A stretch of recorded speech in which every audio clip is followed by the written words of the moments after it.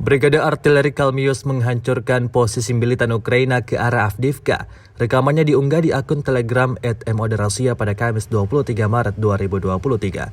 Brigade Artileri Kalmius ke-14 dari Korps Angkatan Darat Donetsk ke-1 bekerja sepanjang waktu di posisi musuh yang terbuka di arah Avdiivka. Awak Howitzer 152 mm 2A65 MSTAB melakukan kerja kontra baterai pada senjata musuh dan juga menyerang akumulasi peralatan dan tenaga musuh, saling membantu dalam mengembangkan serangan unit penyerangan.